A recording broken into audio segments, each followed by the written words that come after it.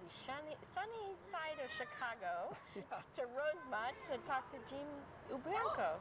Scott, you got it. It's sunny today anyway, but won't be sunny long because the end of August is coming. Now, hey, weather like this, do you really think hockey's around the corner? Well, it is for us because I've been here since early July, and we haven't been out of our office. Actually, we haven't taken a day because we're looking for players. Signed around 10 players and some good ones, so hopefully we'll be competitive with Fort Wayne right off the bat. Well, who have you got on the menu so far? Well, we've signed Ed Courtney, who played, of course, with Kansas City. He's a good player. Played with Kalamazoo before that. That's right. Todd Gillingham is under contract. Sean Rivers, the fellow that I had in Atlanta when we started Atlanta 2 years ago. I remember that name. He's a good little player. We're talking to Gordy Roberts, who played with the Boston Bruins last year. Wow. He's only played 1,000 or so games in the National Hockey League, and he'll be an assistant coach for me. So we've kind of set a pattern there, and so far we're getting the players we want. And of course, a big signing for us was Kevin McDonald, which is Fort Wayne's loss, our gain. And I know he's a real community-oriented spirit. You'll enjoy having him. We thought of that. But the biggest thing, we thought he wasn't so community-oriented when someone went in the corner with him. No, he's not. Not afraid to speak his piece. No, and he makes himself known on the ice, but also well-known off the ice. And you're correct, when starting a franchise like we are, it's important we have those kind of people, and we've thought of that when we do recruit players. Now, you were telling me that the Rosemont people are going all out for you. They fixed you up a new locker room. Yes, we have a new locker room. It's almost 4,000 square feet. It's a large locker room. And, of course, they're putting a new ice plant in, state-of-the-art. The Rosemont Horizon was built to house the Chicago Cougars of the World Hockey League. And by the time it was built in 1980, and it was the same year World Hockey folded as a league. So they never got to use it? No, they never actually put the ice in, plant and everything, because before, when they realized they weren't going to have the team, they did not install it. So finally, there's going to be hockey in the Rosemont Horizon, which it was built for. And we're all very anxious to see this happen. It seats 17,000 people. We've sold a couple thousand season tickets already. That's not too bad, no, since you haven't even got anybody on the ice yet. No, you're right. And but you know, the International League has done a good job in the last couple of years, especially being on national television. That a lot of people in Chicago have seen the team. But you know, when you're in a major league city and you're a second major league, and we like to call ourselves, you have to let everyone know what's happening. And as they realize and come down, we know they'll come back and fill the rink just like they do in Fort Wayne. Now, you just brought up a good point. We're getting expansion into some major league cities with some big competition for the entertainment dollar. Yes. How's it going to affect the Wolves, do you think? Well, do you think that you can reach out there to those people that can't afford other types of sports? Well, that's what I think we've got going. You know, you don't have to be in the majors to be major leaguer. And I think we've got some very talented players in this league. Yes, we do. And the key is for the money. Anytime the International League goes into a major league city, which we are in many, San Diego, you name it, Las Vegas or Phoenix or Atlanta, we're the best show in town for the money. We know that, whether there's major league anything, because our tickets will be $8 to $24. And we feel we're just going to be creating more fans for Major League Hockey in the future. Now, in case you're wondering, folks, it's easy to get here. You just come down the major thoroughfare like you're going to O'Hara International Airport. Exactly. And all kinds of hotels around here and sights to see. And Rosemont is a little oasis, we like to think. It's got every major hotel you can think of here. I believe there's 6,000 hotel rooms here in the area. No excuse not to come, Fort Wayne. No, and they're all you know, first-class hotels. And I think what's going to happen is through the week here, Monday through Friday, you can't get a room in Rosemont because of the business activity around O'Hare and in Chicago. Conventions. But Saturday nights, I think you're able to strike a good deal on a room. I think that's a key reason why we're here, the hockey team. We share the horizon with DePaul University, and but DePaul only plays about 8 home games here at Horizon and 8 on the road, so they don't have as many games. And then we're going to take up most Saturday nights. We play here Wednesday and Saturday nights. We also have a large number of Sundays after football's over, and a couple of Fridays. So we ended up with something like 27 or 28 weekend dates. Wow. So we think we're going to do very well, and specifically weekend dates, so that there's lots of room for people to come in and find a room to stay in and watch a game. Well, listen, I also know that you have some special projects that you're involved in. Now, when we talked on the phone, you were telling me about a deaf hockey team that you help with each year. Yes, I've been connected with the American Hearing Impaired Hockey Association, and we have a program that's started with Stan McKenna and I. Stan's the president, and we're vice president. We started this because a friend of ours had a deaf boy, kept getting cut from the team. You know, they really weren't taking the time with him. So we started this, it's 22 years now, and the boys are from 7 years old to 20, 25. They're beginners, freshmen, junior varsity, and then varsity players.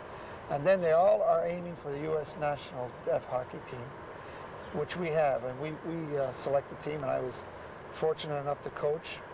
And we won a silver medal in 1991 in Banff, Alberta, Canada. We beat Canada. Hey, Canada that's bronze, pretty good. which is great. Russia beat us by 1 goal more than we beat them, and so they got the gold. And we're going to, in 95, this winter, we'll be going up to Norway, Lapland, for the World Games for the Deaf, and there'll be 8 countries will be there. And our team, the U.S. team, is selected from our school, a program we started 22 years ago. Very rewarding. We're very fortunate that we have the program. How do these particular players, I know we're used to in the IHL a lot of vocal activity between the players, a lot of tapping and instructions that have to do with non-visual. That's correct. That all have to do with hearing. So how do these kids learn? Well, by starting them out as beginners, they get to know the game so well. But by the time they're playing at the competition of the U.S. team, they know the game as well as anyone. But when we're playing in tournaments, they will put lights around the glass, around the top of the glass, all around the circulating the rink, and the lights go on when the whistle blows. Also, the linesmen will put their arms up, and the other team, we tell them, because we play hearing teams all the time. Oh, really? Oh, yes. At our hockey school, we play games. We practice in the mornings, and we play games at night for 7 nights, consecutive evenings. And we get a kick out of beating hearing teams, let me tell you. And our varsity team will play on a level of most high school teams, maybe the best high school teams. And then some of our boys will go on and play Division I hockey. And we're hoping to get one of our players to play professional hockey in the National Hockey League. That's our dream, and we're all working towards that.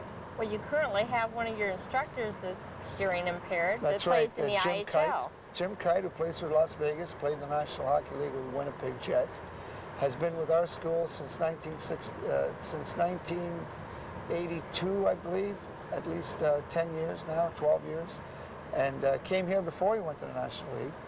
And when we knew he was playing junior A hockey in Canada and was going to be drafted, he's been one of our instructors ever since. We wanted him to be a role model for our players, and he's done that. Now, do they use signing or we have lip reading? People with us that are interpreting for us. We all make sure we speak clearly because they all lip read very well. But we do sign language. I've taken it. We have signs for deaf hockey that we've made up that are a combination of hearing signs and deaf signs. Like I said, it's for us. It's just a pleasure to be able to do that. Not many people are able to give something that we can do, that we're able to give. It's better than giving money when you can give a boy something that you really love doing, and they want to enjoy it. So we're very fortunate we're able to do this. That's a great project. Yes, it is. I honestly believe I do the rest of my hockey so I can do this. This is the real hockey for me. The rest of it is business. It's something I've done since I was a youngster. I'm very fortunate to be doing it. But I honestly feel our deaf hockey program is second to none in programs because we start a boy as a beginner, and we hopefully end him as a U.S. national deaf hockey player. So we do the whole cycle with the player. Now, what's your average load of players during the summer for this Well, event? we have about 80 players, and they come from 26 states. In fact, I know in Fort Wayne with your active youth program, if there's any hit not charge, we all volunteer to do this, and we would give them a scholarship to our school. And so hopefully maybe there's someone in Fort Wayne that plays hockey or knows someone like that and get in touch with you or get in touch with me and Care of the Wolves here in Rosemont, and we'd be happy to invite them to our school. Well, that's great. Now, you've had a lot of opportunities to do unusual things, such as women goaltenders. Yeah. Well, you know, we never addressed her, I don't think, against Fort Wayne comments, but No. Manon Rayon was our project because working with Tampa Bay, Phil Esposito invited her to our camp, and what we did is we looked at her for a couple of weeks, and after that, we decided to treat her like any other player. In our estimation, she was a good high school level goaltender. And I said, why not, let's see what we could do with her over 3 years. So we gave her a 3-year program. And her first year, she just sat out on the bench a few times, which meant I would have put her in if our goalie got hurt. And we used her on one time, a 10-minute drill we gave her. And then we used her the last game of the season. She got beat 7-5, and we could have won that game. And you wouldn't believe some of the unlucky bounces for that little lady. Because what happened when she went in the net, they were shooting the puck from everywhere. And when you know it, it was going off legs and into the net. But then the following year, her program was to play in the Eastern League, which was the past season. And she did that. And I understand she went 8-3. And had I stayed in Atlanta, we were planning it with Tampa, because she's under contract with Tampa, to give her a chance back in Atlanta. Now, I don't know if that's going to happen, because I think her level might be the Eastern League, which would be fine. I mean, anybody that could play in that league at that level should be proud and have accomplished a lot. But I'm expecting that she wants more than that. She's a very determined young lady. What impressed me about her is that she was a goaltender. And you know, all our project with her went super. We never had one letter of being critical or saying that we were doing it for publicity or anything, because we never were. And had we done that, we would have used her the first year a lot more, but we never did that. We gave her a program in French and English, because she's from Quebec, and she's working that program. To this date, she's still working that program. And I'm proud to have been associated with it. And I feel that, like the Deaf Boys, someone does all the things necessary to become anything they want to. They should be given that opportunity, as long as they're serious about it, and as long as they have the talent and the ability to do it. And we thought it was about time we gave some lady a chance of doing that. And if she can't make it, at least she tried her best. What would you do if you had a lady come and say, hey, I'd like to be in your training camp to get a tryout? Well, you know, I think at that point, I would say if we scouted you and if you had played at a level, we have one lady that is from this area. Her name is Cami Granado, and I've already talked to her.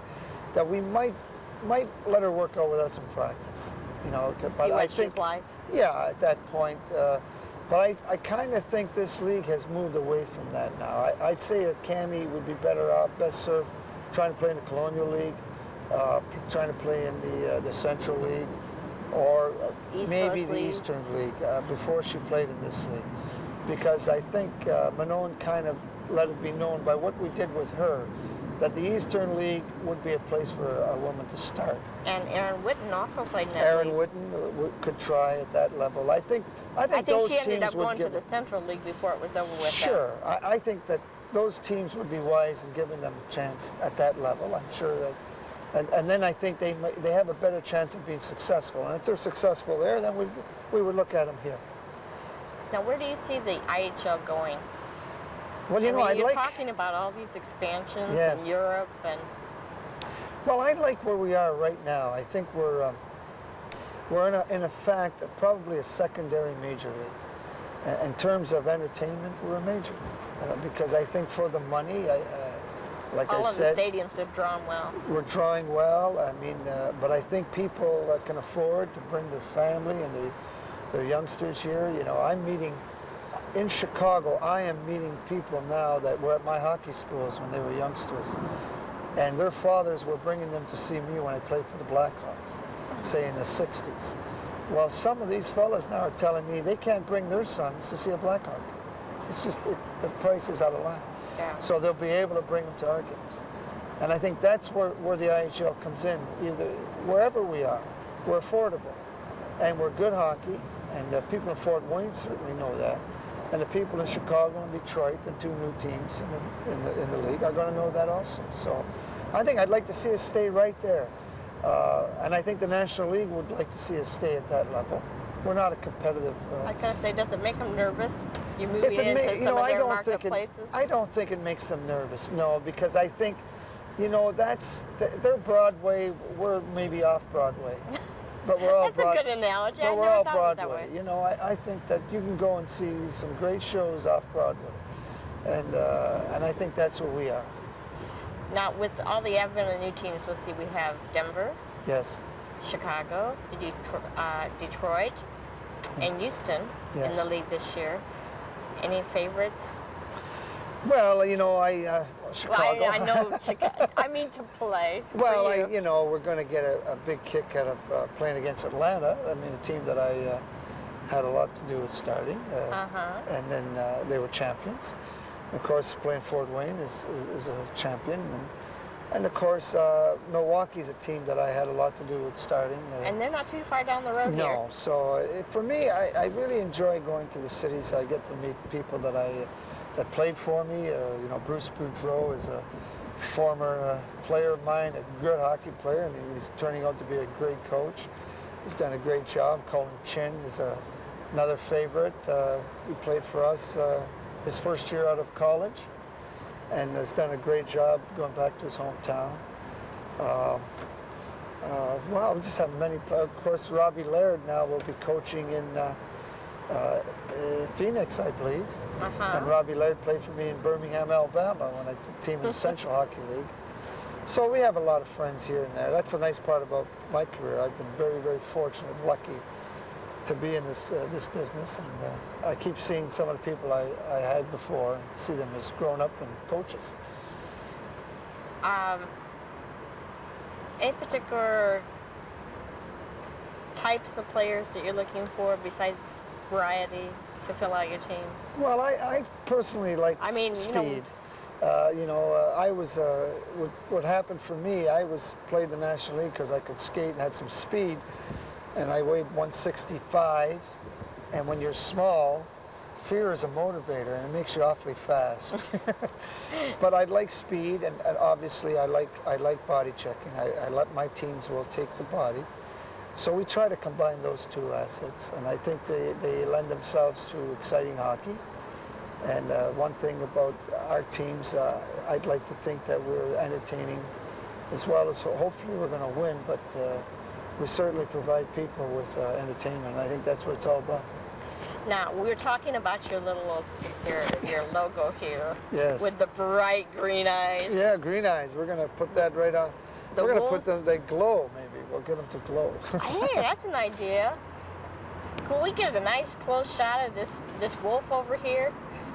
We don't want to miss out on the wolves. I mean, let's see our wolf here and our green eyes. Yes. We're going to have a live wolf as a mascot, I think. I'd like to have them stand right by me on the bench.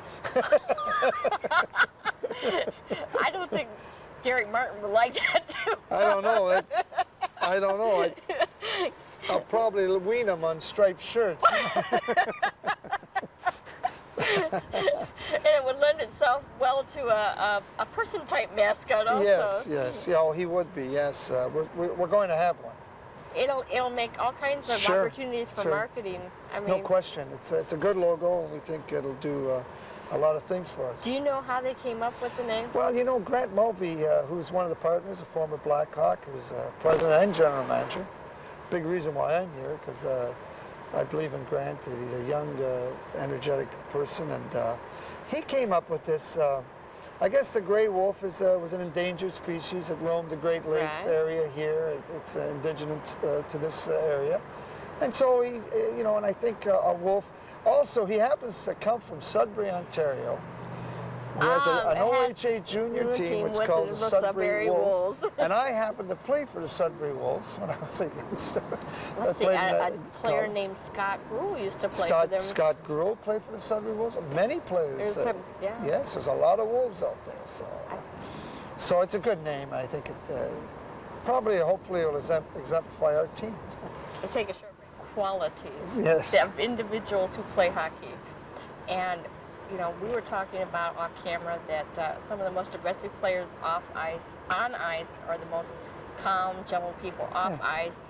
And you were just mentioning there's a quality you have to learn to play hockey. What is that? Well, the game itself, because you start at 5 years old and you don't get paid till you're 20 if you're lucky, is a game that you learn that what you can get away with, what you can't get away with. You learn humility.